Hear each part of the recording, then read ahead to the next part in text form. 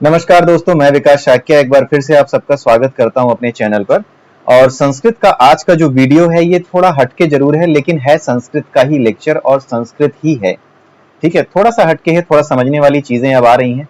तो इसमें हम कुछ चीजें ऐसी हैं जो कि अब हम स्वर और व्यंजन को लेकर के थोड़ी सी रिवाइज करेंगे, थोड़ा समझेंगे, और उसके बाद हम संधि विच्छेद और समास और ये जितने भी ग्रामेटिकल कॉन्सेप्ट हैं हमारे संस्कृत लैंग्वेज के, उन पे आगे बढ़ेंगे। ठीक है, तो आज जो दो चीजें हम डिस्कस करने वाले हैं संस्कृत लैंग्वेज में, वो है एक तो ओम की ध्वनि, जो ओम का उच्चारण आप करते हैं उसकी बात हो रही है, और दूसरा है अंतस्थ व्यंजन, ये क्या होते हैं, इनके बारे में आज हम डिस्कस करेंगे। अंतस्थ व्यंजन कई बार एग्जाम्स में पूछे जाते हैं। अगर आप कोई स्टूडेंट हैं, आप तैयारी कर रहे हैं, तो आप इसको याद जरूर रखिए। अंतस्थ व्यंजन के बारे में आपके लिए समझना बहुत जरूरी है। बाकी ओम की ध्वनि को लेकर के कुछ जो तथ्य हैं वो हम आज समझेंगे। जब हम बात करते हैं ओम की, ठीक है, ऐसे लिखते हैं, ऐसे लिखते हैं, तो ये जो ओम होता है ना, ये तीन स्वरों से मिलकर के बना है, तीन अक्षरों से मिलकर के बना है। एक है अ, फिर दूसरा है उ, ठीक है, एक है अ, दूसरा है उ, और तीसरा है म। ठीक है, अ उ म, ये तीन से मिलकर के बना हुआ है, अ उ और म। अब इसको हम क्या कहते हैं? इसको हम कहते हैं ब्रह्मांड की ध्वनि।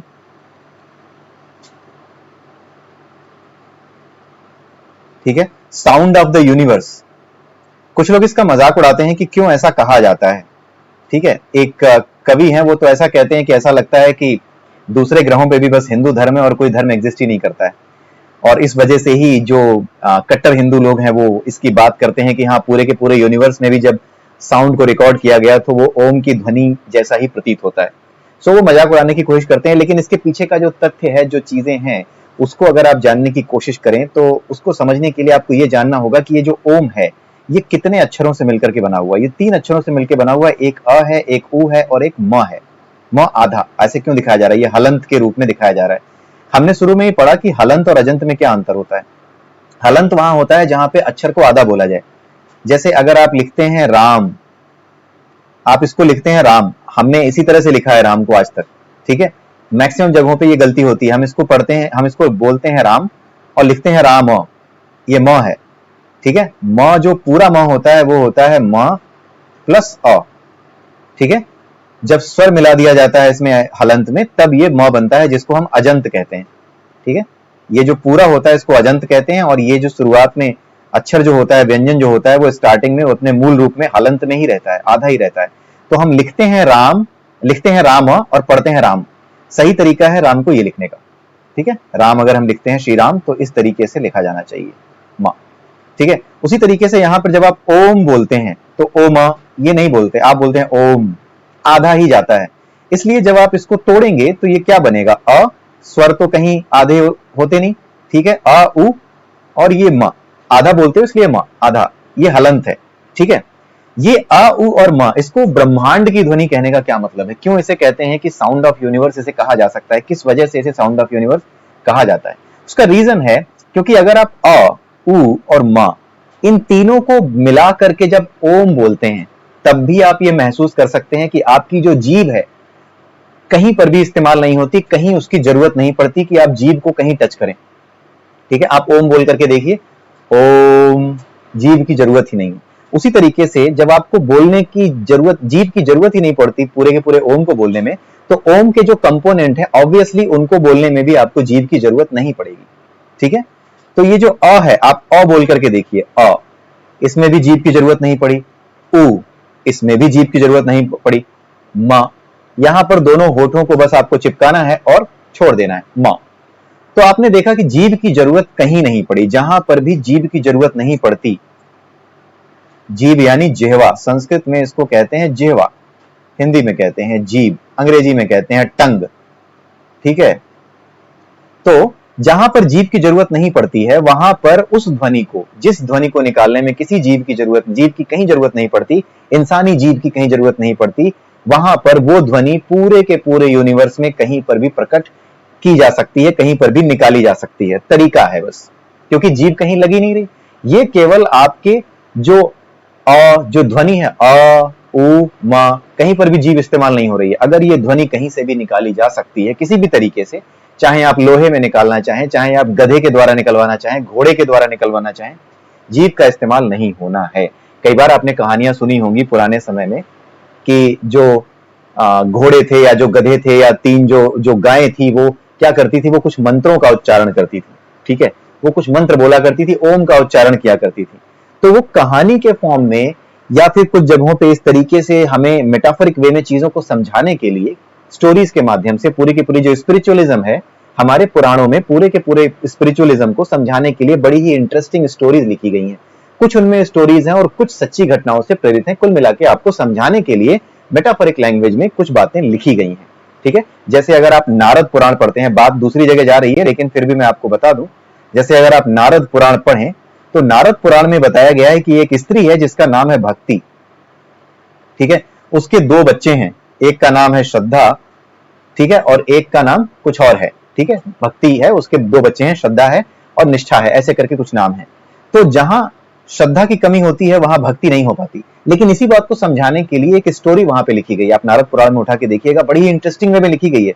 जब तक आप इस चीज को नहीं समझते कि वेदों की भाषा और पुराणों में क्या भाषा इस्तेमाल की गई है, कौन से मेटाफर्स इस्तेमाल किए गए हैं, आपके उत्प्रेक्षा अलंकार यूज किया गया है या फिर रूपक अलंकार यूज किया गया, ये दोनों जो अलंकार है ना, मेटाफर्स कहते हैं इंग्लिश में इनको, ये जो अलंकार हैं उत्प्रेक्षा अलंकार और रूपक अलंकार, ये सबसे ज्यादा हमारे शास्त्रों में इस्तेमाल किए गए हैं। तो अगर आपको वो नहीं पता है तो आप जो लैंग्वेज लिखी हुई है ना पुराणों में, कहानियां जो लिखी गई हैं, आप उसको समझ नहीं पाएंगे। आपको लगेगा कि ये पॉसिबल कैसे है, भक्ति नाम की कोई औरत थी, श्रद्धा नाम का उसका बच्चा था, ठीक है, निष्ठा नाम का उसका जो है वो था, ठीक है, पुत्र था। तो ये जो चीजें हैं आप तभी समझ पाएंगे जब आपको मेटाफोरिक लैंग्वेज पुराणों की, वेदों की समझ में आएगी। तो भक्ति के बारे में पूरी कहानी लिखी गई है कि भक्ति थी, उसके बच्चे बीमार हो गए, कलयुग में उसके बच्चे बीमार हो गए, श्रद्धा कमजोर पड़ गई, बीमार रहने लगी, और जो निष्ठा थी वो भी जो निष्ठा नाम की बेटी थी वो कमजोर पड़ने लगी, जो श्रद्धा नाम का पुत्र था वो भी कमजोर रहने लगा, वो भी बीमार रहने लगा। तो इस तरीके से कहानी लिखी गई है, कलयुग की बात की गई। तो कलयुग में श्रद्धा और भक्ति दोनों कमजोर हो गए, तो श्रद्धा और जो वो है निष्ठा है, ये दोनों कमजोर हो गए। तो भक्ति को बड़ी चिंता हुई और भक्ति जगह जगह घूमने लगी, घूम फिर करके अपने लिए नए ठिकाने खोजने लगी। तो नए ठिकाने खोजते समय वो हरिद्वार पहुंची। हरिद्वार में उसने गंगा के तट पर अपना जो है आवास बनाया। जब उसने अपना आवास गंगा के तट पर बनाया तो लोग वहां आकर के उससे मिलने लगे, वहां पर भक्ति से आकर मिलते और उसे पाने की इच्छा करते, उससे कहते कि अपना वरदान हमें दो, हमें भक्ति चाहिए, तुम अपना आशीर्वाद हमें दो। और वहां पर जब वो लोग हमसे मिलने आते तो वहां पर मेरा कुछ खाना पीना चलने लगा, कुछ मेरा उद्धार होने लगा, और मेरे बच्चे श्रद्धा और मेरी जो बेटी है जो निष्ठा, इन दोनों में जान आने लगी। तो ये जो लैंग्वेज है ना, इस लैंग्वेज को समझना पड़ता है, ठीक है। उसी तरीके से हमारी जो ये ओम की बात जो हम कर रहे हैं, ये ओम में भी यही चीज है, आ उ और मा। इसी तरीके से जो पुरानी कहानियां मिलती हैं जिसमें ओम का उच्चारण करती थी गाय या जानवर, उसमें इसी तरीके से इन बातों को समझाने की कोशिश की गई है, इस बात को बताने की कोशिश की गई है कि ओम जो है ये बिना किसी जीव के स्पर्श के आप निकाल सकते हैं। ओम की ध्वनि कहीं पर भी टच नहीं करनी है जीव, और जहां पर जीव टच नहीं करनी है, आप वो ध्वनि पूरे यूनिवर्स में, पूरी धरती पर कहीं पर भी अगर सही तरीका इस्तेमाल करें, आप बड़े आराम से उसे निकाल लेंगे, ठीक है। जिस तरीके से ओम की ध्वनि आप खुद से निकालते हैं, वैसी ही ओम की ध्वनि जब आप किसी दूसरे यंत्र से निकालें तो वो उसी तरीके से निकलेगी। अगर मैं बोलता हूं कि मैं बोल रहा हूं या कोई गाना गा रहा हूं मैं, ठीक है, अगर मैं उसकी सिर्फ फ्लूट बजाऊं, बांसुरी बजाऊं, तो बांसुरी की आवाज अलग होगी, वो मेरी तरह नहीं बोलेगी, वो केवल धुन निकालेगी। लेकिन ओम जो बांसुरी से निकलेगा और जो मेरे अंदर से निकलेगा, उन दोनों ओम में कोई फर्क नहीं होगा। उसकी ध्वनि के कारण, उसके जो तरंगे होती हैं, उसकी जो अलग अलग जो उसमें बांसुरी में जो छेद होते हैं, उनकी लोकेशंस के कारण वो अपनी एक अलग स्थिति में उस आवाज की जो तीव्रता होती है या उसकी जो इंटेंसिटी है, उसका जो पिच है वो अलग हो सकता है। बट जो बेसिक जो बेस है ना ओम का, वो बेस हमेशा एक ही रहेगा, जो मेरे अंदर से निकल रहा है और जो बांसुरी के अंदर से निकल रहा है, जो ढोलक के अंदर से या कहीं से भी, जहां से भी आप निकाल सकते हैं, वहां से वो एक जैसा ही निकलेगा। इसीलिए इसको क्या कहा जाता है, ब्रह्मांड की ध्वनि कहा जाता है। ये कट्टर हिंदूवाद का नहीं, बल्कि एक जो एक्सप्लेनेशन है इसकी हमारे सनातन धर्म में, उसकी वजह से इसको ऐसा कहा जाता है कि ये ब्रह्मांड की ध्वनि है। पूरे ब्रह्मांड में जो ध्वनि उत्पन्न की जा सकती है, इंसानों को ही ये क्षमता मिली है कि वो शब्दों के रूप में बातों को कह सकते हैं। बाकी सारे जानवर बैं बैं ऐसे ही करके रह जाते हैं, गूंगों की तरह ही कर पाते हैं वो। केवल इंसान के पास ये शक्ति है, लेकिन उसके अलावा, इंसान के अलावा जो कुछ भी है, वो सब का सब कैसा है, वो सब का सब अलग है। इंसानों के अलावा जो कुछ भी वो अलग है। ठीक है, उसमें बोलने के लिए उनको इतनी ताकत नहीं दी गई है, क्योंकि जैसा कि हमने पहले भी समझा है कि जो आपको जितनी एनर्जी चाहिए, आपको जितना चाहिए उतना ही आपको मिलता है। अगर आपने जानवरों जैसी अपनी टेंडेंसी रखी है, तो मरने के बाद क्या होगा, आपको जानवरों जैसा ही शरीर मिलेगा। ठीक है, आपकी जो एनर्जी है वो जानवरों से ही मिलती जुलती थी, इसलिए जानवरों जैसा ही शरीर मिलेगा। और जानवरों को वाड़ी से कर्म करने की आवश्यकता नहीं है, वो सिर्फ खाने पीने के लिए पैदा होते हैं और अपनी आबादी बढ़ाने के लिए पैदा होते हैं। इसलिए उनके साथ क्या होता है कि उन्हें सिर्फ और सिर्फ जो इंद्रियां होती हैं वही इंद्रियां मजबूत दी जाती हैं। उनके पैर मजबूत होते हैं, उनके दांत फाड़ने के लिए मजबूत होते हैं, उनके पंजे मजबूत होते हैं, मतलब जो भी जिससे वो अपनी इच्छाओं की पूर्ति कर सके, अपनी वासनाओं की पूर्ति कर सके, बस वही चीजें उनके शरीर में मजबूत होती हैं। बाकी वाड़ी से कर्म करने का, चार पैरों से चला दिया जाता है तो हाथ नहीं होते, सुन करके समझ करके कुछ नहीं कर सकते, खतरा आता है तो भाग सकते हैं, कोई किसी से अगर वो ज्यादा खतरनाक है तो उस पर हमला कर सकते हैं। मतलब ये उस पूरे के पूरे यूनिवर्स की एक एंट्रोपी है। एंट्रोपी मतलब कंप्लीट एनर्जी, संपूर्ण ऊर्जा जिसे कहते हैं। उस संपूर्ण ऊर्जा में जिसको जितनी जरूरत है उसको उतना ही मिलता है, उससे ज्यादा नहीं मिलता है। और जितनी ऊर्जा मिलती है उसी एनर्जी से ही हमारा क्या बनता है, बॉडी बनती है, क्योंकि एनर्जी ही मैटर में कन्वर्ट होती है। It is only the energy which converts into the matter, जो कि मैटर में कन्वर्ट हो जाती है। तो जैसी एनर्जी आपकी बनी है वैसा मैटर आपको मिलेगा, यानी वैसा शरीर आपको मिल जाएगा, वैसा ही शरीर आपका बनेगा। ठीक है, तो इसीलिए ये जो ओम का कॉन्सेप्ट है, आई होप कि आपको ये समझ में आया होगा कि किस तरीके से इसको निकाला जाता है। लेकिन ये जो ओम है ये सभी को एक साथ जोड़ता है, चाहे वो जानवर हो चाहे वो आप हो। क्यों? क्योंकि जो ओम है ये सभी के द्वारा निकाला जा सकता है, सभी में एक ही ध्वनि जो उत्पन्न की जा सकती है, चाहे वो जानवर हो चाहे वो कोई भी हो, वो ओम है। और इस ध्वनि का हर किसी पर सेम इफेक्ट पड़ता है। ठीक है, हर कोई इस ध्वनि को निकाल सकता है। अगर आप किसी से कोशिश करके प्रैक्टिस कराएं, किसी जानवर से भी, तो हो सकता है वो भी निकाल ले, क्योंकि यहाँ पे जीभ का इस्तेमाल होता ही नहीं। ठीक है, तो ये चीज है, इसी वजह से इसको ब्रह्मांड की ध्वनि कहा जाता है, और कोई रीजन इसका नहीं है। ठीक है, अब हम बात करते हैं अंतस्थ व्यंजन की। ये भी बड़े इंटरेस्टिंग है, अंतस्थ व्यंजन। अंतस्थ व्यंजन जो होते हैं वो चार होते हैं, य, र, ल और व। ये अंतस्थ क्यों बोले जाते हैं? आपने कभी फ बोला है? फ, आप फ बोल के देखिए, ऐसा लगेगा हवा बाहर निकल रही है, फ। या फिर ये कह लीजिए कि अंदर से गर्मी बाहर निकल रही है, फ, ऊष्मा बाहर निकल रही है। ठीक है, ये बाह्य स्वर होते हैं, यानी जो बाहर की ओर हवा को फेंकते हैं उनको बाह्य स्वर कहते हैं।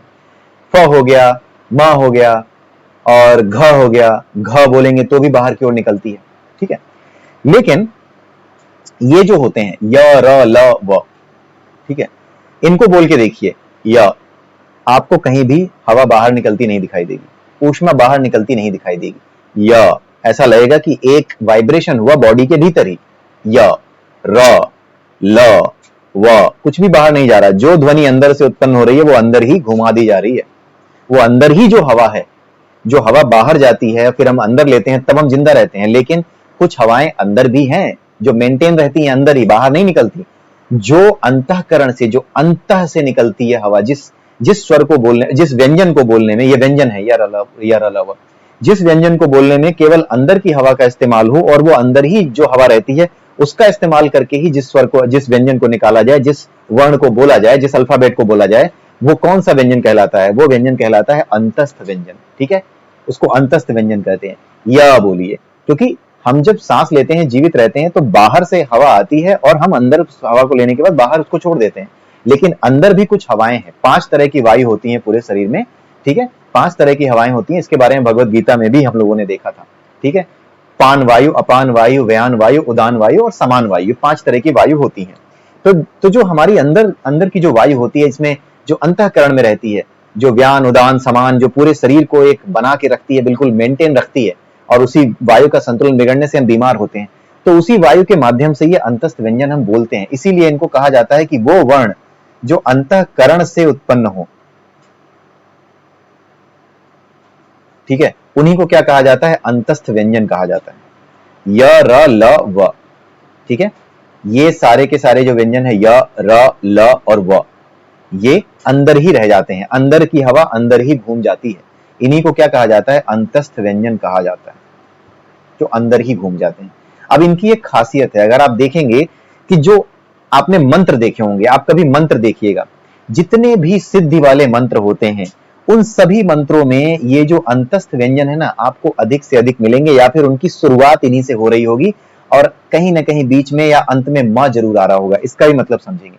अंतस्थ व्यंजन जो होते हैं, जो कि अंदर की हवा को अंदर ही अंदर घुमाते हैं, क्योंकि बाहर की जो हवा है उससे तो हम जीवित रहते हैं, प्राण हमारे मजबूत होते हैं, लेकिन प्राण के अलावा अंदर जो हवाएं हैं, जो वायु है, उस वायु को मजबूत करना, उसको मेंटेन रखना, वो बहुत जरूरी होता है। और उसी को मेंटेन रखने के लिए हमारे यहाँ पुराने समय में जो प्राणायाम कराया जाता था, उनमें साथ में कुछ मंत्र बताए जाते थे, या फिर जो हम उद्गीत प्राणायाम है, या तरह तरह के जो प्राणायाम बताए गए थे, या कुछ मंत्र बताए जाते थे। वो मंत्र इसीलिए बताए जाते थे ताकि अंदर की जो वायु है, प्राण वायु के अलावा जो अंदर की वायु है, उसे घुमा करके आप उसको एक विशेष तरह से उस मंत्र को जब आप बोलते हैं, तो अंदर की वायु को आप बैलेंस करते हैं। एक प्रॉपर वाइब्रेशन आपके भीतर होता है, और उस वाइब्रेशन के द्वारा क्या होता है, आपकी पूरी बॉडी में क्या होता है, कोऑर्डिनेशन मजबूत होता है।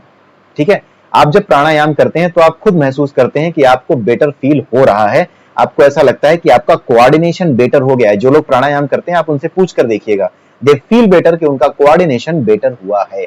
ठीक है, तो ये सारी चीजें आपको ध्यान रखनी है कि क्यों ऐसा किया जाता है। बहुत से लोग कहते हैं क्या होता है मंत्रों से। नो, इट्स नॉट फॉर कि आप कुछ सिद्ध करोगे। जब आप भीतर से मजबूत होगे तो कोई ना कोई जो भी काम आप करोगे वो सिद्ध हो जाएगा। जब आप भीतर से कमजोर होगे तो कोई भी काम आप करोगे वो सिद्ध नहीं होगा। इसीलिए भीतर से मजबूत बनाने के लिए, इस वायु को मजबूत करने के लिए इन मंत्रों का सहारा लिया जाता है। मंत्र भी दो तरह के हैं, एक वो जो भीतर से आपको मजबूत करते हैं, यही जो है मेन मंत्र होते हैं जो भीतर से आपको मजबूत करते हैं। आप खुद उच्चारण करके देखिए गायत्री मंत्र का। ओम, मां आ गया, भूर्भुवः स्वः तत्सवितुर्वरेण्यं भर्गो देवस्य धीमहि धियो यो नः प्रचोदयात्। तो इसमें बाहर और अंदर कई तरीके से मुंह से हवा निकालना, अपनी नाक से हवा निकालने का काम होता ही नहीं है। जब हम व्यंजन बोलते हैं, कुछ भी, सब कुछ केवल और केवल मुंह से हो रहा है, और बाद में क्या है, या तो अंदर जो मंत्र है उनका इस्तेमाल हो रहा है। तो गायत्री मंत्र जो है उसको आप देखिए, उसका अलग है। और बाकी जो सिद्धि मंत्र होते हैं उनमें य र ल, जो अंतः यानी अंदर ही अंदर जो घुमाते हैं, वो बहुत ज्यादा इस्तेमाल होते हैं। आप कहीं भी इनको देख लीजिएगा, इन चीजों को आप पाएंगे। अंतस्थ व्यंजन वाले जो मंत्र होते हैं वो आपको सिद्धि मंत्रों में ज्यादा मिलेंगे। ऐसी चीजें ज्यादा मिलेंगी, य र ल जो अंतस्थ व्यंजन है, और म पे समाप्त होने वाले, ये ज्यादा मिलेंगे। ठीक है, इसका कारण है क्यों? क्योंकि जब अंदर की जो वायु है, जब आप उसको मजबूत करते हैं तो आपका कोऑर्डिनेशन बेटर होता है। सांस तो आपको पूरे बॉडी में केवल मेंटेन करने के लिए, आपको कि आप जिंदा रहें उसके लिए ऑक्सीजन पहुंचा देती है, जो प्राणवायु होती है, लेकिन उस ऑक्सीजन को प्रॉपरली शरीर के हर हिस्से में पहुंचाना, ताकि हैंड, हमारा जो माइंड और बॉडी कोऑर्डिनेशन है, हैंड, आईज, ये जितने भी अंग है, माइंड बॉडी कोऑर्डिनेशन ये बना रहे, उसके लिए क्या होता है, इन मंत्रों को भीतर ही भीतर बोल करके, इन अक्षरों के माध्यम से भीतर ही भीतर वो जो वायु है उसको मजबूत किया जाता है, ताकि कोऑर्डिनेशन आपका मजबूत हो। जब आप भीतर से मजबूत होते हैं तो किसी भी काम को करने में आप हिचकिचाते नहीं, आपका डर जाता है। आपका कोऑर्डिनेशन अच्छा होने की वजह से आप काम तेजी से करते हैं। तो जब आप काम तेजी से कर पाते हैं तो ऑब्वियसली आप जो भी काम करना चाहेंगे उसमें सिद्धि आपको मिलेगी, यानी वो काम सिद्ध हो जाएगा। इसीलिए कहा जाता है ये सिद्धि मंत्र हैं। ठीक है, तो सिद्धि मंत्र भी कुछ दो तरीके के होते हैं, एक वो जो आपको भीतर से मजबूत बनाते हैं, दूसरे मंत्र वो होते हैं जो बाहर के एलिमेंट्स को क्या करते हैं, इंस्टिगेट करते हैं। वो एक अलग साइंस है कि जो मंत्र आप बोलते हैं उससे बाहर के जो एलिमेंट्स हैं, चाहे वो हवा हो, पानी हो, वो कैसे, जो एयर है आपकी जो वायु है, ऑक्सीजन है, या फिर जो आपका जल वाष्प है जिसको आप वाटर वेपर कहते हैं, वो किस तरह से प्रभावित होते हैं। तो ये सारी चीजें जो होती हैं उनका एक अलग साइंस है, उनका एक अलग ही मोटो है कि किस तरीके से वो यूज किए जाएंगे और क्यों यूज किए जाएंगे। हर कोई उन चीजों को नहीं जानता। उन चीजों को जानने के लिए, समझने के लिए आपको अलग से वो पूरा का पूरा जो वेद और पुराणों के अलावा जो हमारे ग्रंथ होते हैं जिनमें इन चीजों के बारे में बताया गया है, चाहे वो अथर्व वेद हो, चाहे वो हमारे अलग अलग पुराण हैं, हमारे अलग अलग ग्रंथ लिखे गए हैं, तंत्र विद्या से जुड़े हुए जो लोग हैं वो इन चीजों को जानते हैं, वो इन चीजों के साइंस को जानते हैं। बहुत गहराई से सीखने पर ये चीजें वो सीखते हैं, समझते हैं किस तरीके से ये इस्तेमाल होती हैं। लेकिन जो भीतर के लिए मंत्र दिए जाते हैं, जो आपके लिए मंत्र दिए जाते हैं, वो इसीलिए दिए जाते हैं क्योंकि ये अंतस्थ व्यंजन से बने हुए जो मंत्र हैं, अंतः और बाह्य स्वर बोल करके एक विशेष लय में जब आप बोलते हैं तो आपकी हवा बाहर जाना, भीतर आना, इसको आप पूरा एक सर्किल बनाते हैं। अपने भीतर जो वायु है उसको घुमाते हैं आप उसे। जब आप उसको घुमाते हैं तो आपकी बॉडी के अंदर जो पूरी की पूरी एयर है उसका सर्कुलेशन इतना प्रॉपर होता है कि आपका कोऑर्डिनेशन बॉडी का बहुत अच्छा हो जाता है। और जब आपका कोऑर्डिनेशन बॉडी का अच्छा हो जाता है, इसीलिए कहा जाता है प्राणायाम करिए, क्योंकि वो आपकी बॉडी के कोऑर्डिनेशन को सही करता है, और जब वो आपकी बॉडी के कोऑर्डिनेशन को सही कर देता है तो आप कोई भी काम करेंगे तो ऑब्वियस सी बात है कि आपको उसमें जल्दी से जल्दी सफलता मिलेगी, या फिर सफलता अवश्य मिलेगी जो भी आप काम करेंगे। ठीक है, तो ये अंतस्थ व्यंजन है जिनको बोलने पर वायु अंदर ही रह जाए, हवा अंदर ही रह जाए, इनको अंतस्थ व्यंजन कहा जाता है। इसके अलावा भी एक एग्जाम्पल आप ये देख सकते हैं, जैसे ये जो य है, र है और ल है, इनके विषय में अगर आप देखें, अगर आप लोगों में से किसी ने कुंडलिनी के बारे में पढ़ा हो, जो कुंडलिनी जागरण जो लोग करते हैं, कुंडलिनी के बारे में अगर आपने पढ़ा हो, तो कुंडलिनी के बारे में बताया जाता है कि हमारे शरीर में 7 चक्र होते हैं, और इन 7 चक्रों में से हर चक्र का एक बीज मंत्र होता है, हर चक्र को जागृत करने का एक बीज मंत्र होता है। तो आप देखेंगे कि य, र, ल, ये तीनों ही अक्षर अलग अलग चक्रों के लिए यूज हुए हैं। जैसे य के बारे में बता दूं, जो य है ये हृदय चक्र के लिए इस्तेमाल होता है, हृदय यानी अनाहत चक्र को जागृत करने के लिए इस्तेमाल करते हैं। ठीक है, हृदय चक्र इसको क्यों कहा जाता है, हृदय चक्र के लिए य का इस्तेमाल क्यों किया जाता है, क्योंकि जब आप य बोलते हैं तो आप य बोल करके जब आप देखिए, और य बोलते समय ना आप अपने जो हार्ट है, हार्ट से थोड़ा आगे जो राइट हैंड साइड है आपकी जो चेस्ट का, उस तरफ अपनी उंगली को रखिए, अपनी इन 2 उंगलियों को ऐसे लगाइए, और उसके बाद य बोलिए। आप जैसे ही य बोलेंगे आपको पता लगेगा कि जो वाइब्रेशन है ना वो यही हो रहा है, आपके हार्ट प्लेक्सस के पास में हो रहा है, जो हृदय चक्र है उसके पास में हो रहा है, हृदय के पास में हो रहा है। तो जहां पे ये वाइब्रेशन फील होता है वहीं पे हृदय चक्र की स्थिति होती है। ठीक है, उसी को कहते हैं हार्ट प्लेक्सस। तो उसको जागृत करने के लिए य इसका इस्तेमाल किया जाता है, और जो बीज मंत्र है वो होता है यम। यम इसको बोला जाता है, यम, या फिर ऐसे आप लिखिए यम। ठीक है, अच्छा म क्यों इस्तेमाल किया जाता है, जैसे य आपने बोला य, तो अभी भी आप देख रहे हैं कि रास्ता ना बाहर खुला हुआ है, य अंदर घूम तो गई हवा लेकिन अभी भी मुंह खुला रह गया, य बाहर निकल गई, थोड़ा सा उसके बाहर जाने के लिए रास्ता खुला हुआ है, हालांकि वो अंदर घूम गई बट कुछ हिस्सा उसका, कुछ ऊर्जा उसकी बाहर भी चली गई।